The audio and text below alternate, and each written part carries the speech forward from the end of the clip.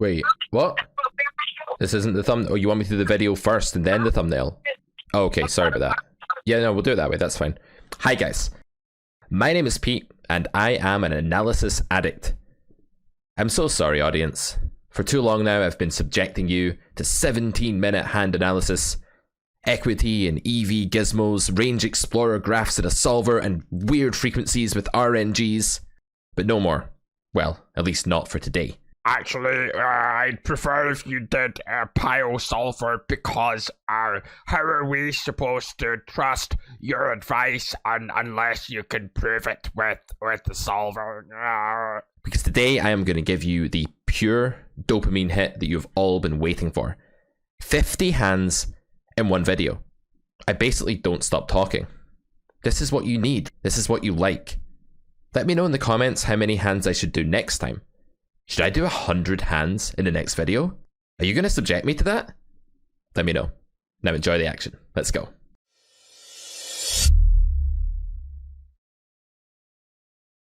Oh, boy, this is going to be tough, man.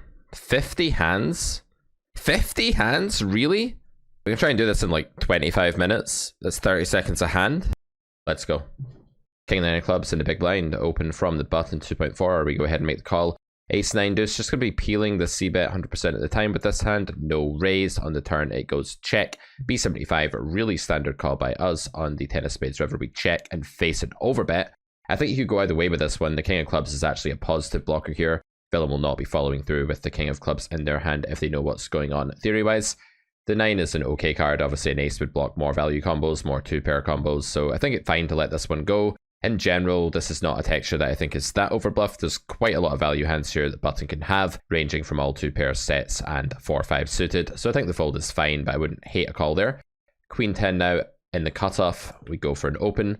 It's 3-bet by button and we call. Jack 10 deuce two-tone. We check, they bet half pot and we call. On the 7 of clubs turn, really standard call again with the flush draw plus pair. Too mediocre to consider jamming or folding.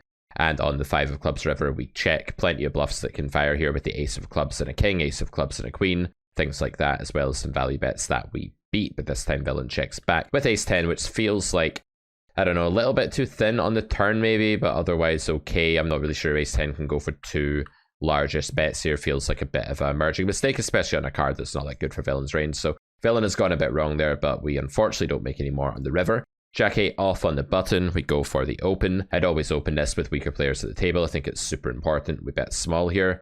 Villain calls, we go for the turnover bet here. We're called again. My typical plan in this sort of situation is to be a bit cagey on the river after a recreational player has already called an overbet, especially one with this stack size. Here we're actually moving ahead of some ace, queen, ace, jack, queen, jack type combos, maybe like a sticky ace 4 or something like that. Maybe like a weird hand that's calling turn like queen, jack or something as well. So we check back here and villain does actually have queen, jack and we scoop a nice pot by binking the 8. We were drawing pretty thin on that occasion. Pocket 7s here in the small blind and we go for the 5x ISO. Villain calls, this is a limper. We go for a check on the flop here. I don't really see a reason to bet here. You can bet really tiny. There's nothing wrong with it, but check and just sort of get a bit of transparency, I think, in this spot is also fine. Check, check, all the way down here. Not much to say. We win against 9-7, which doesn't fancy stabbing. This is the dream. Getting a passive player that just wants to meekly check the flop with a double backdoor hand and let us win with a pair of 7s. This is why we ISO. This is why we play the game. Ace 10 of hearts now, we decide to 3-bet for value against the fish, blind versus blind. Full frequency play, I would think.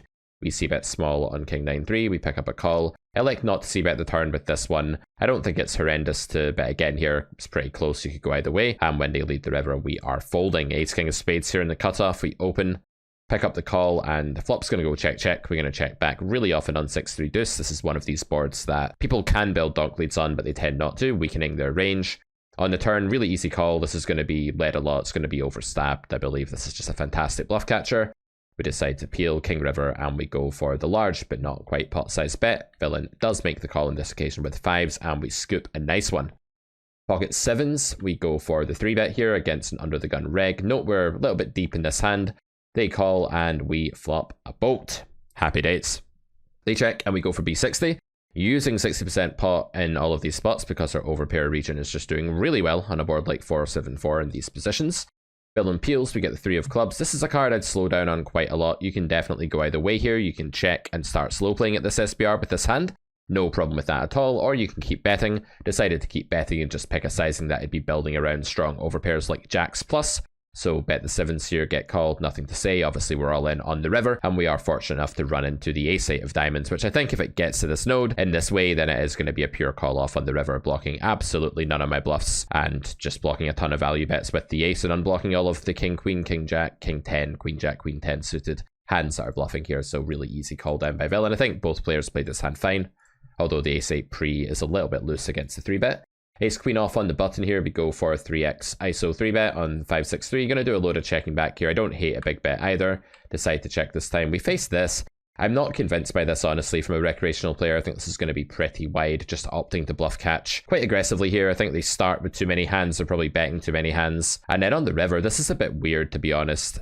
I remember this hand actually in game. Villain very quickly threw something at me, like a throwable or something, and started like doing a bunch of like emoting. And one of them was like, hurry up, hurry up. Now, when I get that, I don't like to read into these things too much, but usually people who are bluffing in this way are not going to throw loads of stuff at you. I am a bit skeptical here, though. There's a ton of random Broadway trash that Villain could have here if they are flatting the 3-bet too wide, which is kind of likely, and then leading turn really wide. I folded here, but if I had a redo of this, I really don't mind calling. Like, Villain's kind of saying they have like 9s, 10s plus here, I guess, for value, and then some boats.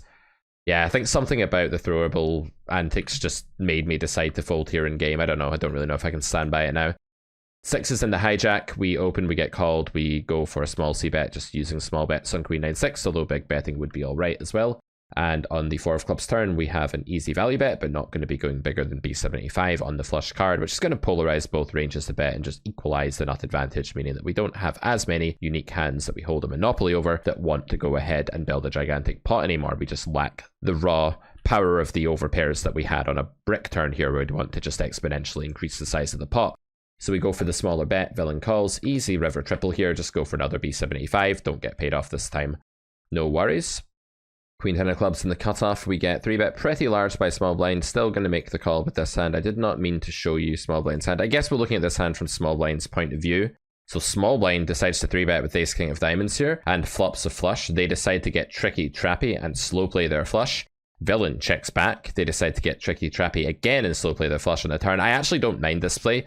See, when you have the other big diamond to just block Villain's calls, it's not so bad to slow play. I think you could make an argument here, though, that I don't really ever have the offsuit king of diamonds anyway. So they're just blocking some king 10, king jack of diamonds hands that are going to bet anyway. So it doesn't really matter what they do here, whether they bet, whether they check. Probably all roads lead to Rome. You could maybe argue that like the cutoffs range is too weak and capped here, and just trying to get them to bluff at some point is not a bad idea, therefore. And then on the river, they go for this really small value bet. They do get paid off on this occasion by our queen 10. I think this is reasonable. It's just a bunch of like ace king of hearts and ace jack and just random hands that got here this way and then decide to bluff river. I'm a fan of this call with the queen 10. I think it's all right. I think you do have to defend your top pair region there against third pot unless you want to grossly overfold if you think about the range you get to that river with. Okay, back to our point of view, and we cold call ace 9 of hearts here. This is a little bit loose. I don't really want to 3-bet at this stack depth. I'm going to just encourage a load of jam, but I do think that getting involved here is all right. It's very borderline. Queen jack 10, we decide to call. Again, raising here just doesn't really add anything. You're not going to get that much useful fold equity. If Villain does fold here on the flop, they're probably folding 8s or 7s or ace 5 or something you're going to win the pot from one way or another later anyway. So there's really no useful fold equity. My preferred line in these situations is just to see if we get there and then put the rest in. If we do, it's going to be the best way to utilize position against a weaker player here. I see a lot of people just make a mistake here and like jam the flop or something. There's really no need to take a line that just removes the skill edge from the game like that. It's obviously fine, it's plus EV, but I don't think it's the best play. And here we do decide to jam ultimately. The reason I decide to jam it all in this node is just that this board is incredibly hard to hit, and it's incredibly unlikely that there'll be many hands betting turn for half pot here that are going to fold to my shove, yet go all in the river if I just slow play. Like, most of Villain's range is just mergy, mid equity, high equity. I want to cooler these hands before the board runs out 4 straight or 4 flush like it often will, so just go for the jam right now. I believe just rushing the value against a line that's clearly underbluffed is going to be the right play. When a line is underbluffed, it means that slow playing is less effective against that line, and fast playing with the nuts is just a bit better. Pocket nines, we are in the cutoff here. We go for a 3-bet against under the gun. Villain 4-bets, and we make the call on this occasion. I think you could also fold here. This is really close. It doesn't really matter. We have basically a break-even call. Sometimes I like to take these spots and just hope my opponents aren't that versed in 4-bet pots. Villain bet small on the flop, and I think we have a call here. We're not a million miles away from full territory, but I think this is probably a pure continue. Without the heart, though, it might be getting really close.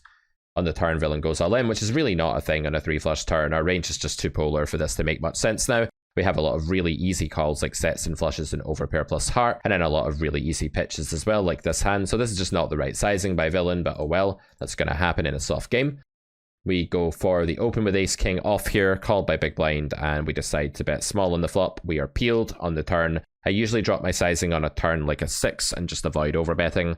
7-8 combos are exclusively in villain's range, as are things like 6-5 suited, 9-6 suited, this card, pocket sixes as well. It's just a bit better for villain than it is for us, so when it comes to the nuts, we just want to accept that they're a bit more neutralized now and just using a slightly smaller sizing. The 9 is a card villain should lead an absolute ton here, I would think.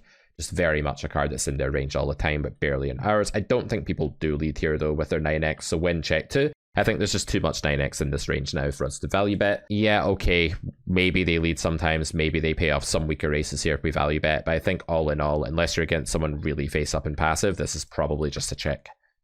We do win against a7, which is unfortunate. If we could have telepathy there. If we had telepathy there, we could go ahead and value bet river, but I think it's a bit thin on that card, especially given people don't donk bet enough with their good stuff. We decide to call the queen jack here. We go 3-way. I don't think anything really happens in this hand. We do make a light sort of peel on the flop here. This is debatable, but I think the implied odds and backdoor flush draw just about justify it. On the turn, it goes check, check, check, and we face a river bet that we really can't do anything against. Pocket eights, we peel against UTG, 10-9-7. We check call a straight. Villain overbets, which is totally fine. We're going to have a mergey capped range here. We're raising many of our straights and sets and 2-pair on the flop, which basically promotes the strength of their overpair ace 10 king 10 plus region, so using a very large value sizing for those hands makes sense. And I think at this stack depth you could even go to a 2.5x pot as well. We make the call here because we have an immense bluff catcher. Note that if an 8 comes on the river, it can never be a flush bringing 8 because we have these two suits, so I believe this hand is just a pure continue against overbet. On the jack river, we check. Obviously we're still losing to king queen. Apart from that, we're good. Villain checks back and we get the check mark here against the ace 10 of spades. Ace 6 of diamonds in the hijack, and we go for an open called by small blind. We go 3-way here. You can bet or check, honestly, I don't really care. Deuce of clubs on the turn. I think an easy check now. We just have some showdown. I don't really think there's any reason to start making a denial bet here or anything. I just don't think we have enough equity, and we're just losing too much extra money when we run into something better, so let's not bother. And on the river, we face this, and yeah, I think this is just kind of a grim spot. Probably just an easy fold with this particular hand. I don't think this is a great bluff catcher. It turns out villain was bluffing, but ran into the ace queen. The player behind as well is just another sort of handicap there that stops us from getting too unruly with our bluff catching. Ace king of clubs, we go for 3-bet. Villain 4-bets, we jam, they call. It's going to be a case of clubs versus diamonds, and no one gets there. Spades and hearts dominate the flop, and we chop it up. Queen jack in a splash pot. Now we decide to limp under the gun here with the dead money. This is how GG Poker distributes some of their rake back, and it goes 5 ways to the flop. We decide to lead here. I think this is a reasonable lead. It's very cheap. Obviously, you want to keep it small in multi-way pots where people have just binked the nuts collectively a lot more often than a single opponent would. So we go for the small lead here, which I think is good. And just looking to pick up some fold equity, get a bit of a read on what's going on. We get called in 2 spots, but we get a card that's really good for our range. We've limped under the gun here. Small blind has crept in with a wide array of low pairs and low cards, and this range here is not too scary or strong. Definitely this card is amazing for our range. We still have a nut shot, so I decide to bet just under half pot. I don't think you need to go too big to get the job done here. Called again by big blind, and we do river a queen, which gives us a little bit of showdown value against a stubborn 9 or something like that. We're usually going to lose here. I'm not sure I love the idea of turning this into a bluff, however, and we do lose the pocket 5s and save a bet by not going kamikaze on the river in that instance. Can't win all the splash pots, unfortunately. Jack 10 of clubs, open cutoff, get called. We decide to check back queen, queen, jack. I think you could also just range bet here. And we get the 10 turn, villain leads. Pretty easy call, not super stoked here or anything, but nothing much to say. Check, check on the river. Villain has the 4-6 of clubs. One reason I actually really like checking back flops, and I've said this before in videos, is that people have no concept whatsoever of how to play the turn. This player should, of course, take a good look in the mirror and realize that he does not deserve to play the game. because this turn lead is not GTO approved. Bad play. King 8 offsuit, peeling this min because we're super confident with ourselves as a poker player. Check flop, easy check raise, go to 940 here. I'm really just building around 2 pair plus on this node, maybe a little bit of king queen with a flush draw, king jack with a flush draw, not much else for value, and then obviously my bluffing range. So go kind of big, just use a big sizing here that sets up roughly geometric sizing to jam. It's not that it has to be neat, it's just a nice way to play. It's fine, it's intuitive. So I think our continuation bet range on this turn that we continue blasting with is mainly just going to be 2 pair plus and bluffs, so going big makes a ton of sense. Villain folded there, by the way. No luck on that occasion. Jack 10 of clubs, and we go 5 ways to the flop. You could see bet here. I don't like absolutely hate this. Like, we're going to get a bit of information here, be able to barrel a bunch of turns. People are going to play really transparently. When I say we're going to get information, I don't mean we're betting for information. I just mean when we take this play, one advantage later is that people play transparently in these situations. I'm not like doing the whole 2004 thing of bet for information. I promise. Decide to give up with no equity when called in 2 spots. This is just a standard staple part of your game. You should not be bluffing with no equity when called in 2 spots. Out of position, generally, it's just kind of suicidal, so we give up and we lose, which is fine. King Queen, go for 3-bet here against a recreational player that makes it 3.5x. We go for the really large c-bet here, which I think is normal with our range. When called, we go for 3rd pot. Villain calls again. This is an awkward turn SPR. I guess you could play some jams here at this SPR. It wouldn't be horrible or anything, but I think 3rd pot does pretty good work here and should fold out tons of things like gutter and underpair and ace queens and stuff at some frequency. So this should be fine. The Queen River I may have misplayed here. Like, the SPR is really low. We're still against a ton of like ace jack, ace 10, king 10. Yes, we're losing to some sets. We're losing to some ace queen of spades, maybe other ace queen. But overall, I think shoving this river for half pot for value is still okay. It is getting really thin. We also lose to queen jack, queen 10. If we check here, it's also like not the case that we're out of the woods though. We don't like close the action by checking. And if we check fold, we're sometimes going to be folding the best hand. Not often, but it can happen. Overall, I'm kind of torn between just jamming and checking to evaluate here, possibly check folding. In game, I checked. I think if I had a do-over of this, I'd probably just make the thin value jam. I think it's just a lot better. Turns out that against the 3-deuce suited, we are definitely against an individual that we need to value jam against. I also forgot during the hand that my opponent was just a random fish, which probably means they can have more ace-king than a reg would have now, but they can also have way more like random stationary things in their range. So I think we should just jam river here and that this is a mistake against the recreational player. Man, these videos are hard work, I tell you. If you want something a little bit slower paced and thorough, check out the Carrot Poker School on carrotcorner.com. It's a course I took a great deal of time compiling. I made a bunch of PowerPoint slides. I took stuff from various places and solver studies that I did and all sorts of things and arranged it in a really comprehensive manner. Check out carrotcorner.com for the Carrot Poker School and other courses. Pocket 7s here, we go for the 3-bet. We get 4-bet and of course we peel. This is a tiny 4-bet. I think you want to make this a bit bigger out of position here. Something like 20 is even fine, but I'd probably just go like 16, 17. But I'd rather go 20 than 14 here probably. We just get the price to peel almost everything in our range here. We do flop a set, which is nice. We decide to check back on the flop here. You can go either way. This is definitely a board that's kind of weird where villains should be c-betting the vast majority of the time. The fact that they don't is kind of bizarre. Probably it just means that their range is kind of capped and queens and jacks heavy for the most part. There might be some traps like kings in there as well. We decide to check back this time. Our range will do a great deal of checking on this node and we can definitely slow play a set at this SPR. On the turn, we start betting. We just get the fold. I guess villain just decided to give up a favorable board for their range at a 4-bet pot. It can happen. King queen off and we peel blind versus blind. You can also 3-bet here. We decide to check back on the flop. On the king turn, we of course call, and on the 9 river, it's a weird spot, honestly. We should probably raise here in hindsight. Like, this could just be a weaker player with a mergy range containing like a 6 or a pocket pair. I'd really hate this call. I guess I wasn't paying attention or something. Guess we lose to like aces and we lose to quads, but how often is quads checking flop and then going for this river sizing? How often is aces checking flop and going for this river sizing? Probably this is just a king or a bluff most of the time, but I think raising gets money in against way more worse hands and merges, like jacks and 10s and things and better ones. This is a really big mistake. I don't know if I just wasn't paying attention here, but yeah, I really don't like the fact that we didn't raise the river there. While there is a downside to it, of course, and against a competent player, you probably don't get a lot of value by raising, but against a random that could easily be a fish, like, I think you should raise here. Maybe this was a reg or something, in which case it's less of a big mistake, but against that sizing, I think it's a fairly easy river raise. maybe just miscalibrated the sizing there and made a blunder. Got away with it though, because villain had a hand that was never calling, but that's not the point. Got to be more careful in that spot. Now for a really exciting hand where we open pocket sevens. This isn't it actually. There is a hand with sevens coming up very soon. That's fucking awesome. This is not it. Decide to check here. Turn is a 4. We decide to get a bit greedy here, go for some value. I think this is totally fine. Wouldn't go massive here with this kind of equity. Get min raise. This is a really sad spot, but I think the recreational player can just be doing a bunch of random shit here. So we do reluctantly call, getting 1,000,000 to 1, and they check the river. I really don't feel like this is a spot we should value bet. They've kind of polarized a bit by check raising turn.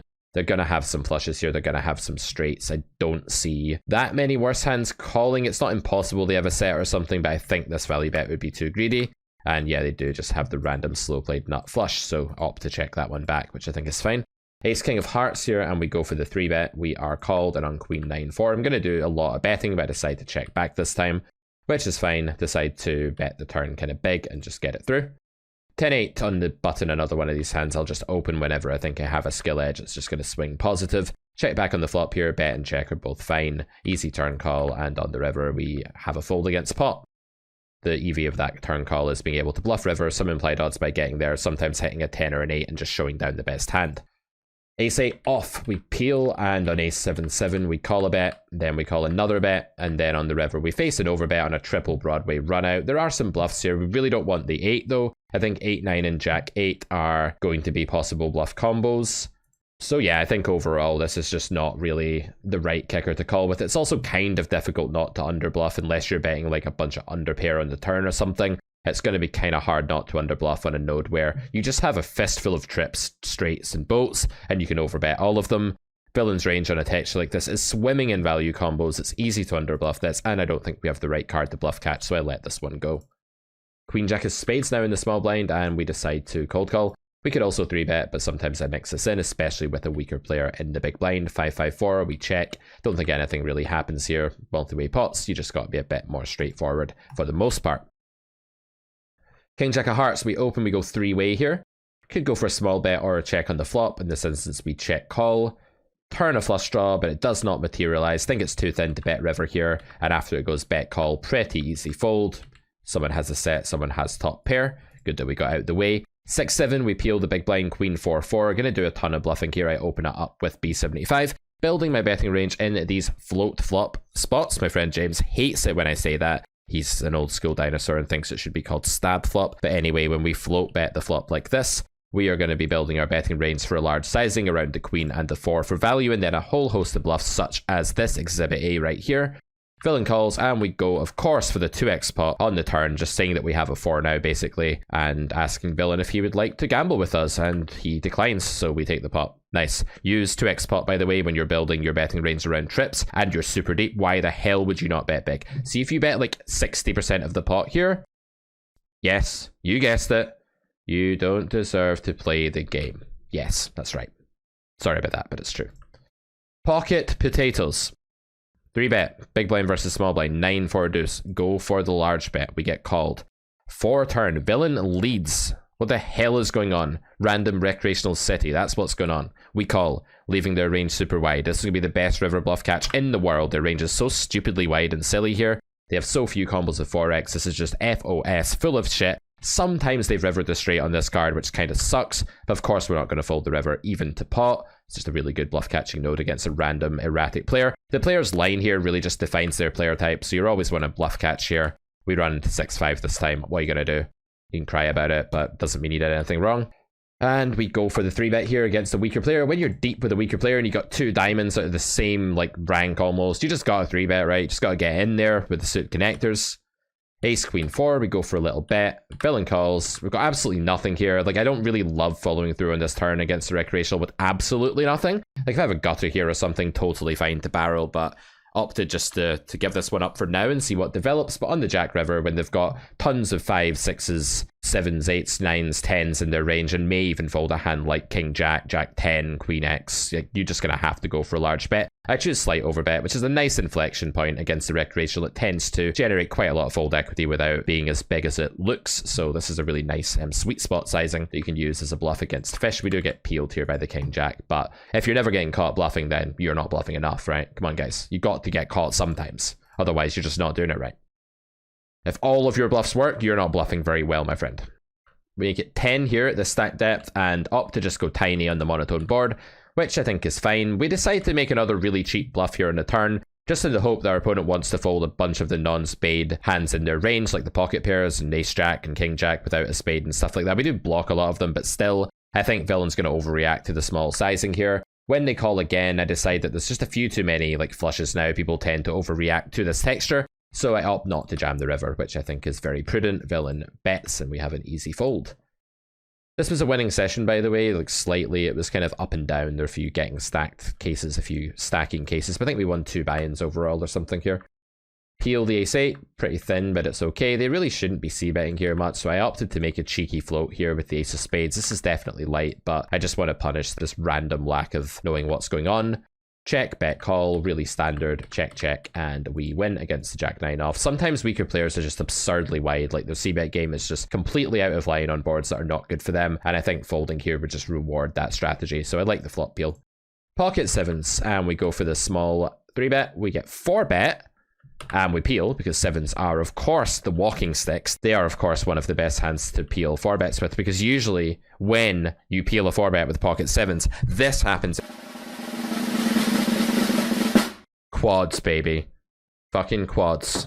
That's what happens. That's why you play the walking sticks, guys. Villain goes for bet and raising here. You don't deserve to play the game. If you raise here, of course, you guys know that you don't deserve to play the game by now. This is clear. None of you do. We all know this. Villain bets again. We peel. 8 of hearts river. They shove. I mean, this hand's not very interesting intellectually, but yeah, generally when you have quads in a 4-bet pot, you win a lot of money. That's kind of how it goes. Aces with ace of hearts seems like a pretty good river jam, actually. I don't think this is too thin. Without the ace of hearts, it's very dicey though, of course. And we open king queen. We get called by small blind. We go for check this time. Large bet's also okay. Probably just calling here. This is like a full of shit line from a recreational player. We have 2 really good pair draws.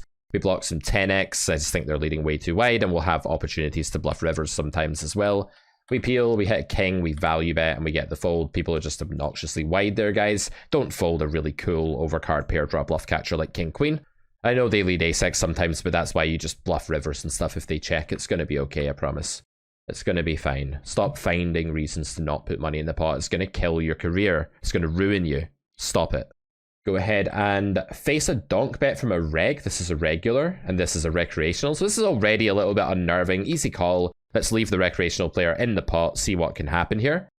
5 of diamonds, check, check, check. And then on the king of clubs river, this player decides to go for another bet. Like, maybe they're valuing as wide as flushes here. They've definitely still got some weird jack X, though I would expect that to lead the turn mostly. And then, like, I just don't really buy that they're bluffing very often in this node, and I still have this bozo to worry about as well, so pretty easy fold.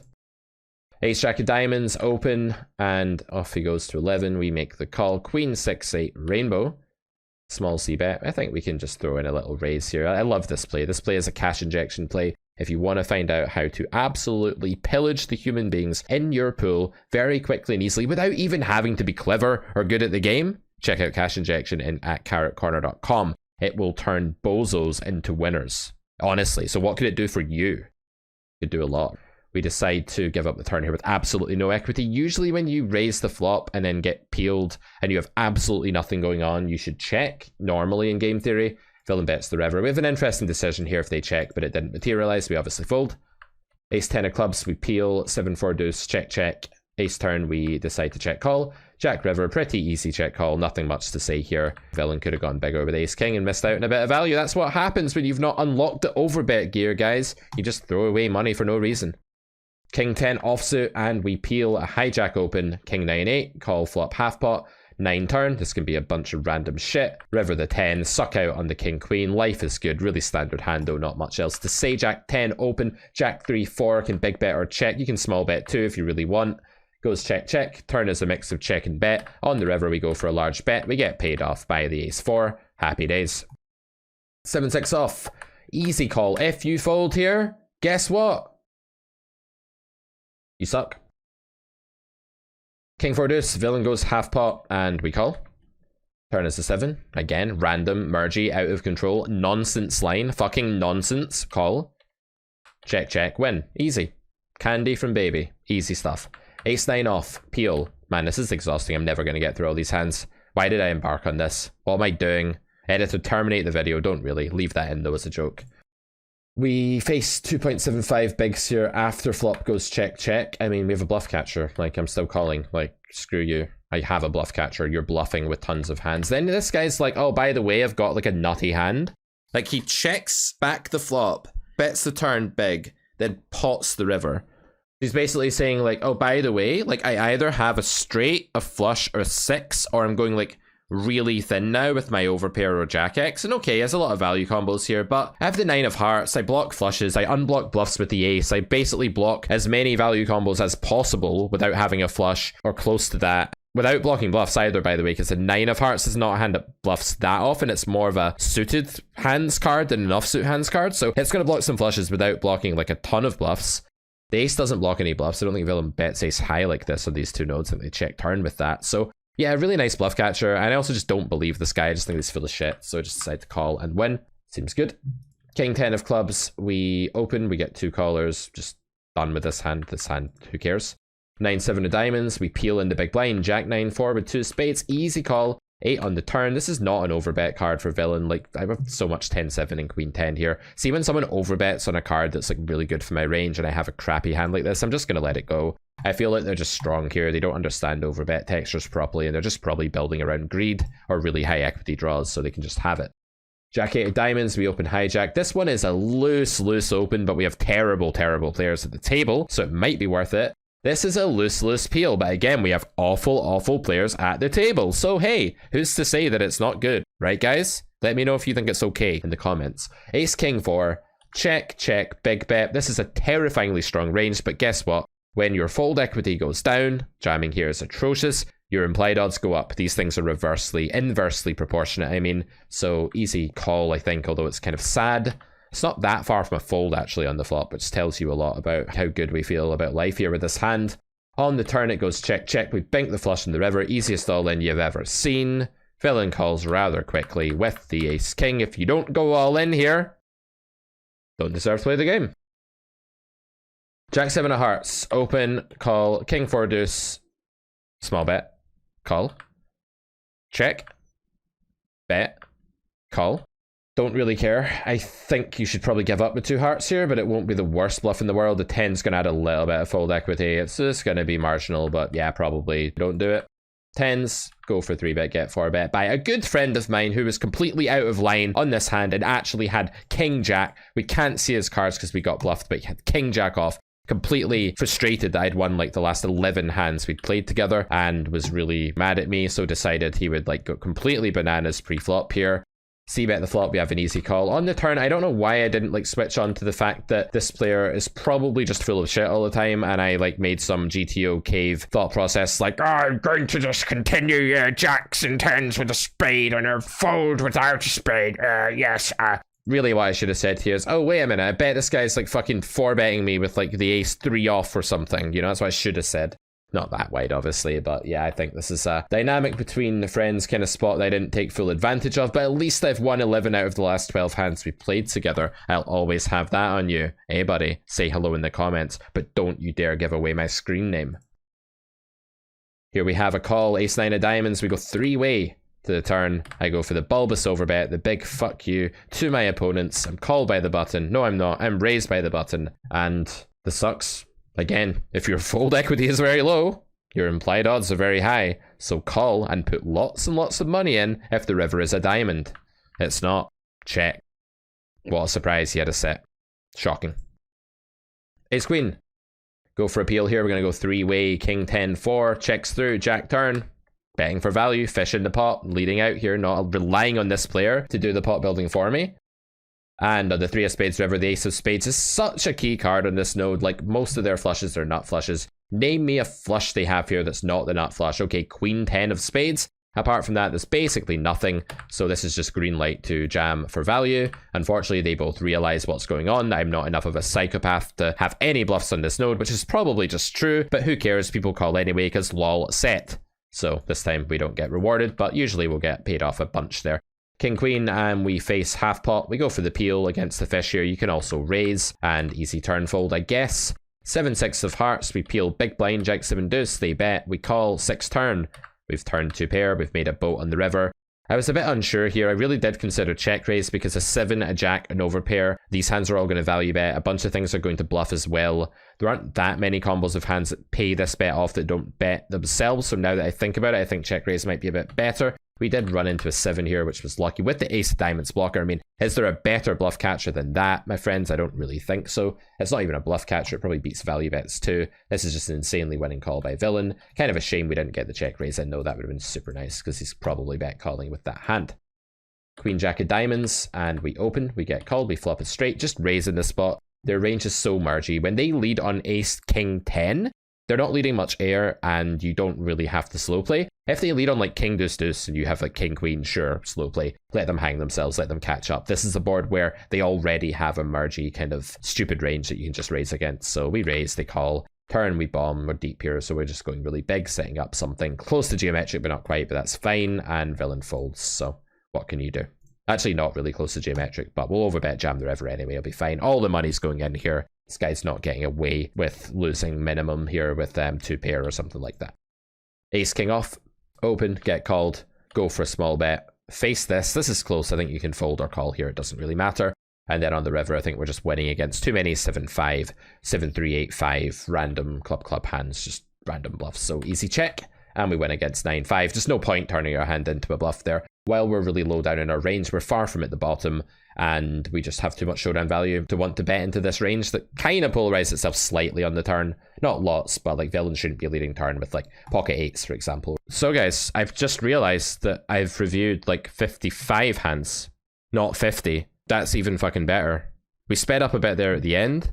Hope you like the fast, furious, frantic format. The alliteration on that was sick, didn't even plan it. Let me know what you think. Don't forget that carrotcorner.com is the place to go. All of our well-structured academic poker content. And I'll see you back here for another video very soon. Don't forget to subscribe to the channel if you haven't already. You got to get notified when these videos drop. See you next time. Bye for now.